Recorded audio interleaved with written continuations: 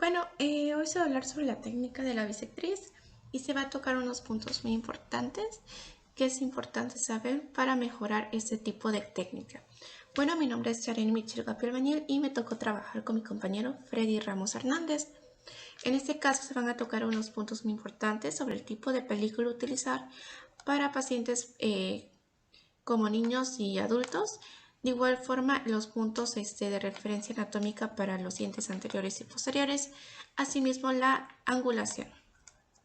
De igual forma, vamos a hablar sobre las ventajas y desventajas a la hora de tomar radiografías para así mejorar este tipo de técnica. Bueno, somos de la Universidad Veracruzana, estudiantes de odontología de la región de Veracruz. Y en este caso, la doctora en la cual nos da esta materia es la doctora Rosaura, materia de radiología, y vamos a continuar con este tipo de... La técnica de la bisectriz se conoce con varios nombres, los más conocidos es la técnica periapical o paralela, también como es conocida como técnica de cono corto. Aquí podemos observar las partes del aparato de rayos X del cono. Empezamos con la unidad de control y el control remoto. En la unidad de control se establecen los valores que se van a utilizar para la toma de la radiografía, como kilovoltaje, tiempo de exposición, etcétera. El control remoto pues, es el que acciona la toma de los rayos X. Continuamos con el brazo horizontal que le da soporte a toda la estructura, al igual se mueve solo horizontalmente. Después vamos con el brazo articular o de articulación. Este permite que la cabeza del tubo y el cono se muevan a la posición requerida. Bueno, en la ley de la angulación vertical será de tal manera que el rayo central sea perpendicular a la bisectriz del ángulo formado entre el eje del diente y el eje de la placa. En este caso podemos observar una imagen detallada, cómo está la posición del paciente, que se muestra de manera anatómica lo que es el cráneo y los dientes anteriores y posteriores. De igual forma podemos observar el tubo o el DIP, cómo está posicionado de una forma en que el ángulo sea vertical y sea perpendicular a la bisectriz del ángulo. Aquí, con esta ayuda de la ley de angulación vertical, podemos tener un mejor resultado a la hora de tomar la radiografía. Así que debemos tener muy a consideración a la hora de la toma. Bueno, ahora va lo que es la ley de angulación horizontal. En esta angulación horizontal se refiere a la colocación del tubo y la dirección del rayo central en el sentido del plano horizontal de lado a lado. Si logramos observar en las imágenes o en la imagen detallada, podemos ver los dientes posteriores que lo formarían los premolares y molares. En este caso, a la hora de tomar la radiografía, debemos posicionar el tubo en una angulación horizontal, conforme a la dirección donde vamos a tomar la radiografía, que sería en los dientes posteriores. En este caso serían los premolares o molares. Bueno, ahora se hablará sobre las películas número 2. En este caso, para las películas número 2 se va a utilizar en personas adultas. Igual podemos definir o decir que las películas en número 2 igual se pueden aplicar a un niño, ya que podemos ver su mordida un poco como la de una persona mayor o una mordida normal en comparación de un niño muy pequeño. En este caso, en las películas número 2, en imagen podemos observar que hay varias radiografías ya tomadas. Podemos ver la técnica de la bisectriz y la técnica de aleta de mordida. En este caso de la técnica de la bisectriz vemos 7 radiografías, que es en la parte maxilar superior, y 7 sería para la inferior. Podemos ver que en las 7 radiografías del maxilar superior, tanto inferior, se les toma a los dientes incisivos, que son los anteriores, que lo formarían los centrales y laterales. De ahí proseguimos también a lo que es la toma del diente en los caninos, de igual forma los premolares, y los molares, que lo formaría o conformarían la serie completa de la mandíbula de una persona. De ahí podemos observar también las radiografías de los dientes posteriores, que serían cuestión de los premolares y molares. Podemos ver 4 radiografías interproximales. Especialmente esas radiografías se pueden tomar para dientes que están muy posteriores. De eso podemos hablar sobre las películas número 2. Lo podemos observar detalladamente. Continuamos con lo que es radiolúcido y radiopaco. Lo radiolúcido es cuando pasan los rayos X, lo radiopaco es cuando no pasan. Lo radiolúcido se ve de color negro, pueden ser aires o zonas huecas, como por aquí podemos ver la cámara pulpar. En lo radiopaco es cuando no pasa en los rayos X, se ve blanco y es hueso o tejido más duro, como por ejemplo aquí el esmalte. Y cuando pasa parcialmente se ve de un tono gris, que pueden ser los tejidos blandos, como podrían ser las encías, o también los labios. Bueno, ahora vamos a hablar sobre la preparación del paciente. En este caso es importante ajustar el apoyacabezas para sostener la cabeza mientras se toman las películas. Así podemos lograr una buena radiografía y tal vez una buena toma en los dientes que queremos ver de una manera radiográfica. De ahí seguiría lo que es levantar o bajar la silla a una altura cómoda para el operador. Es importante que la persona que se le va a tomar la radiografía se sienta cómoda y así nosotros nos puede beneficiar para que nuestra radiografía salga de una manera visible y entendible. De ahí seguiría colocar el delantal de plomo y collar tiroideo en el paciente. Ahí queremos evitar ciertos problemas con nuestro paciente y de igual forma el delantal de plomo nos ayudaría a obtener una buena imagen radiográfica. De ahí sería informar al paciente sobre el número de películas que se tomarán. Es importante que el paciente logre saber cuántas radiografías se les va a tomar para que no lo tomemos desprevenidos el paciente y para que a la hora de que se tomen las radiografías el paciente no logre tener esa incomodidad estando en la posición para que se les tomen las radiografías y así llegar a saber o llegarle a saber al paciente que en cierto tiempo tendrá que permanecer en cierta posición para la toma. Bueno, proseguimos para la posición del paciente o la preparación del paciente al radiografiar el maxilar superior. En este caso, la cabeza debe ser colocada de modo que el plano de Camper sea paralelo al piso. Ahí podemos observar una imagen detallada de la posición del paciente y asimismo cómo irá en dirección el plano de Camper. De igual forma, para el maxilar inferior, la cabeza se inclina levemente de modo que el plano oclusal sea paralelo al piso cuando la boca está abierta. La boca está siempre abierta al usar el sostenimiento digital y podemos observar, como les comentaba, en la imagen. La colocación de la placa en la película número 2 se utiliza para todas las zonas periapicales. De igual forma, el eje mayor de la película se coloca vertical para los dientes anteriores y horizontal para los dientes posteriores. Ahí en la imagen podemos igual observar la posición de la película. Podemos ver la placa o la película número 2 en dientes anteriores y la número 2 en los posteriores. Ahora va a ser de forma horizontal y la otra en forma vertical para anteriores. Bueno, como ya vimos que la película número 2 se utiliza mayormente en personas adultas, ahora para la colocación de la placa en los niños con bocas pequeñas, las películas número 0 se utilizan para los dientes anteriores y los posteriores. Va a ser lo mismo que en la placa número 2. Para dientes posteriores y anteriores. Aquí nos dice que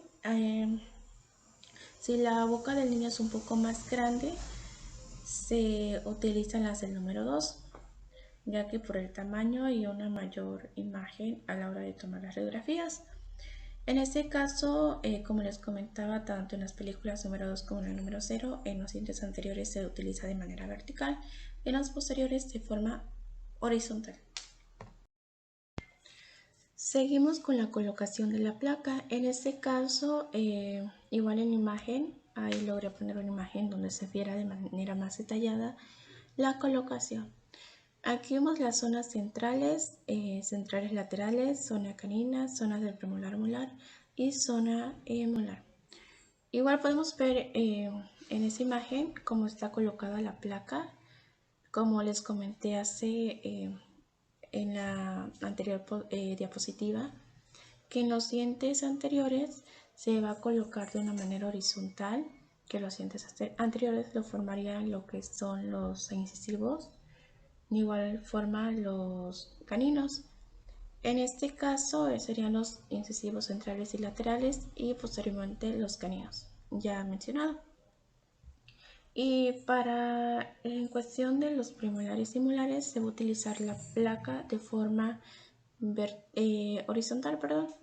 En este caso, la película número 2 o la número 0 se coloca vertical en los dientes anteriores, ya mencionado, y horizontal en los posteriores, con el lado activo en contacto con los dientes.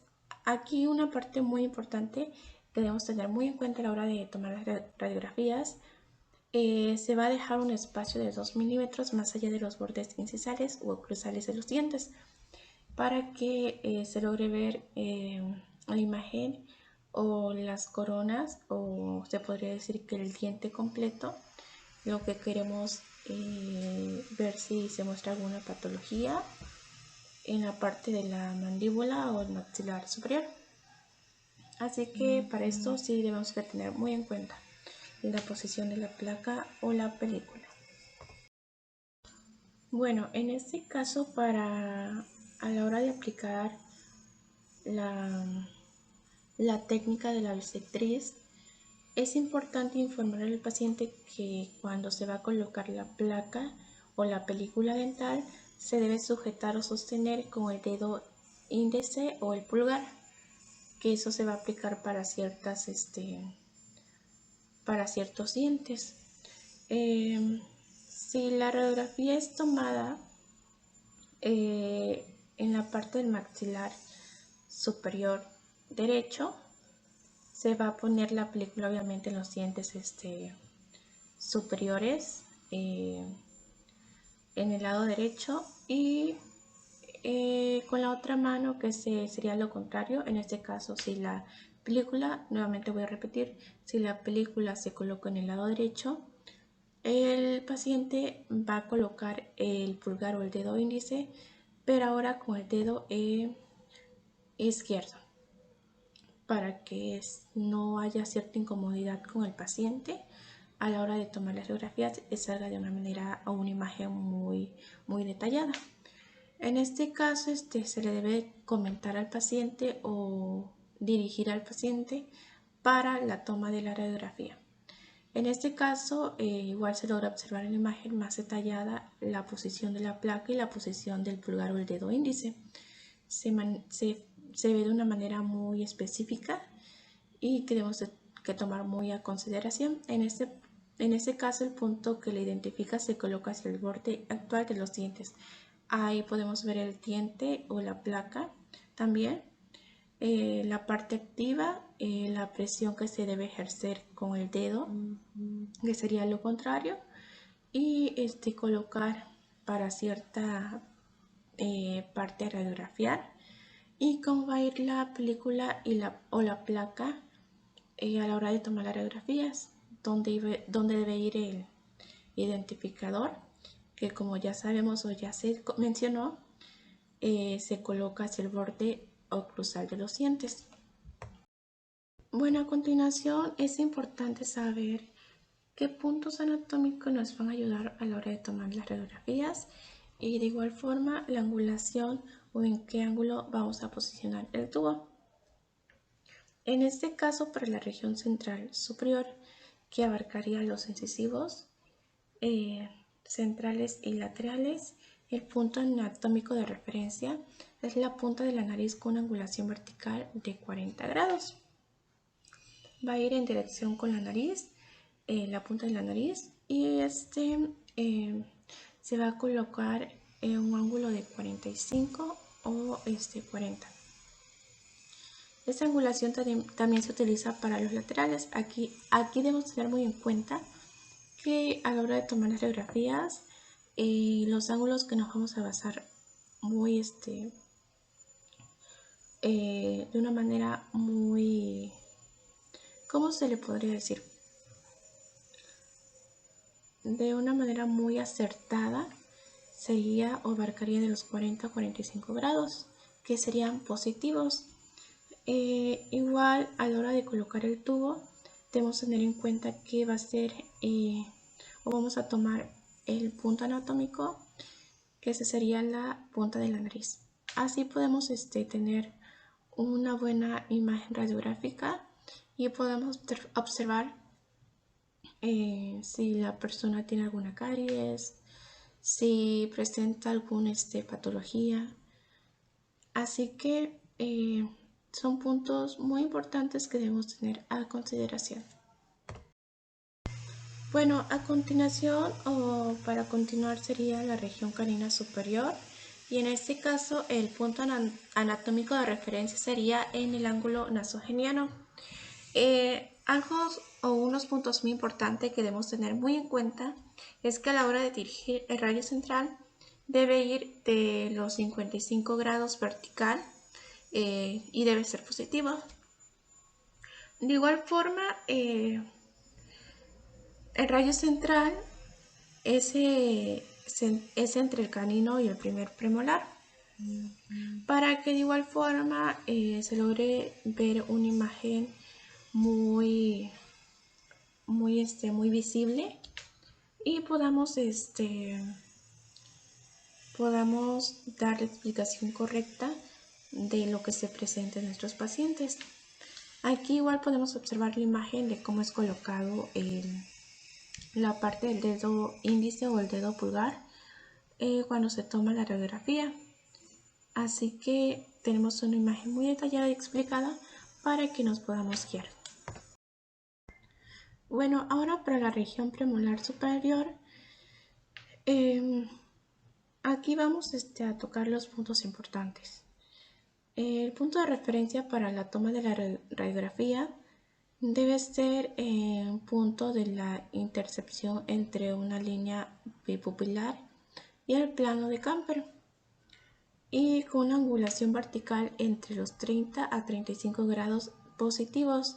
Para los dientes superiores va a ser positivos y para las inferiores van a ser negativos, que se van a explicar más adelante.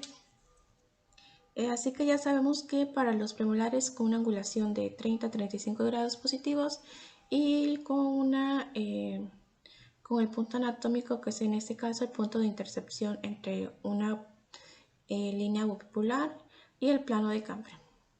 Aquí podemos ver la imagen igual como está la paciente y en qué dirección se va a posicionar el tubo.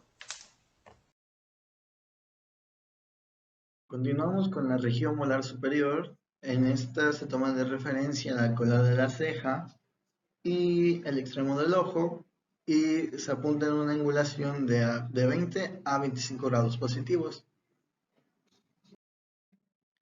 Continuamos con la región central inferior, es hacia los incisivos centrales inferiores. Esto se toma 1 centímetro por encima del borde mandibular y su referencia anatómica es la barbilla o el mentón. Y la angulación es de 15 a 20 grados negativos.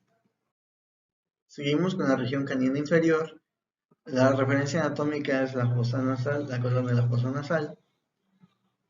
Se tiene que tomar a 1 centímetro por encima del borde mandibular y la angulación es de 15 grados negativos. Continuamos con la región premolar inferior. El punto anatómico es a la altura del ojo, por 1 centímetro por encima del borde de la mandíbula, y la angulación es de entre 10 y 15 grados negativos. Vamos con la región molar inferior, que el punto anatómico de referencia sigue siendo la cola de la ceja, a 1 centímetro por encima del borde mandibular, y la angulación debe ser de 0 grados. Continuamos con las referencias anatómicas que podemos observar en las radiografías. Comenzamos con la escotadura nasal, el septum nasal, la espina nasoanterior, el foramen incisivo, el cartílago nasal y la sutura intermaxilar.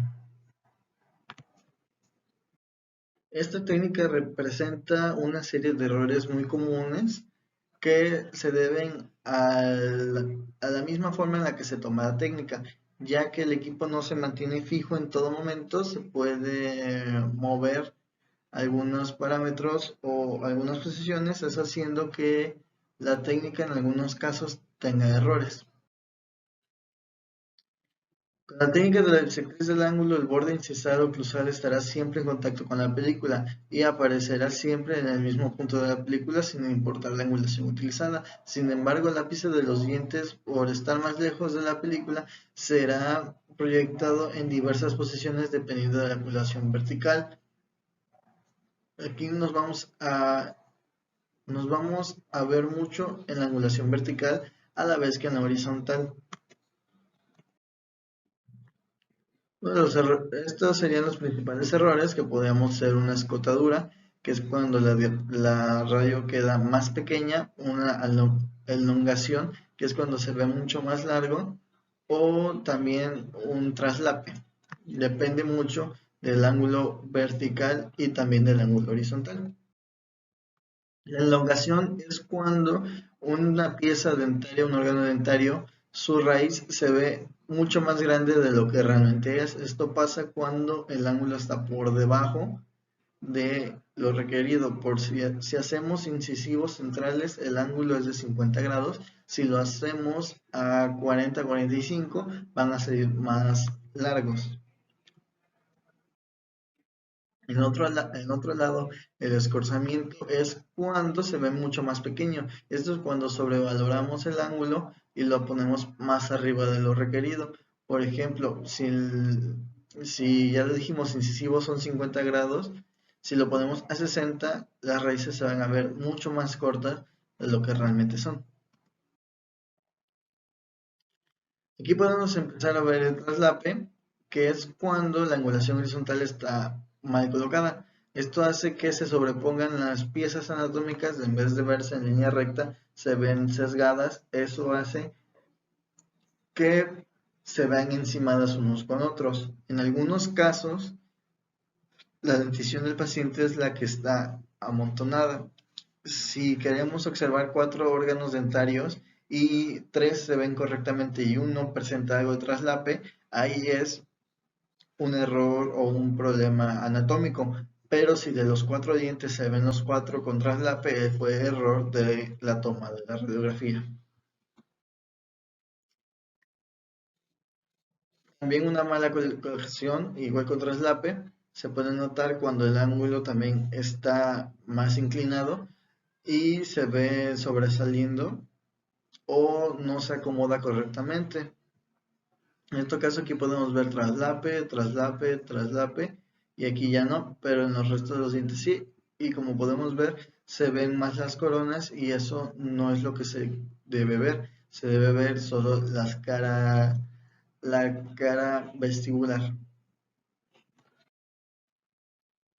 Otro de los errores es que la radiografía se doble de más. Esto puede ser por el mismo paciente que presiona con mucha más fuerza o nosotros la acomodamos mal y el paciente la terminó doblando. Esto causa un elongamiento y no es apto para dar un diagnóstico. Otro error es la colocación incorrecta del lip o del cono, esto hace que la radiografía quede cortada. Esto pasa cuando no se sabe calcular o se pone de una forma rápida que hace que solo una parte de la dentición se vea, una parte de lo que queremos observar se vea. Esto haciendo que, aunque estas radiografías hayan salido bien, no son aptas para diagnóstico, ya que se busca observar toda una pieza y no solo la parte parcial. Las ventajas de esta técnica es que es una de las más cómodas. Se puede colocar la radiografía en la forma de la boca del paciente y no le presentará mayor incomodidad. También las películas no son tan incómodas y se pueden maniobrar fácilmente. Aunque existen herramientas para sostener las radiografías, también se puede hacer con la propia ayuda del paciente, así que en algunos casos no son necesarias estas herramientas, disminuyendo los costos. Y no hay ninguna restricción anatómica, ya que se puede maniobrar fácilmente cómo acomodar la radiografía sin causarle mayor molestia al paciente. Eso si no es un paciente con hipersensibilidad o tiene algún gingivitis o una lesión periodontal, y ahí pudiéramos causarle una molestia, pero aún así no sería algo tan grave o tan fastidioso. Y también tenemos desventajas que son en base a los errores más comunes, como la distorsión de las dimensiones de las radiografías, también, también la difícil colocación del DIP en algunos casos y que las películas son menos estables. Nos referimos con la distorsión, con los errores de angulación como el traslape, también la elongación o el escorzamiento. La difícil colocación es de que te tienes que aprender la angulación en la que tienes que poner, y en algunos casos las angulaciones deben ser diferentes dependiendo de la posición del paciente. Si el paciente solo puede estar acostado, tienes que modificar o ver la forma de tomar la radiografía cuando está acostado. Ahí es diferente a cuando está sentado. Y también las películas son menos estables, esto es de que se pueden mover dentro de la boca del paciente y esto puede causar diferentes problemas. También puede ser los problemas de cómo se acomoda la película, también se ven con la distorsión dimensional y también con que se doblen las películas o se muevan de lugar, y ahí nos causa algunos fallos.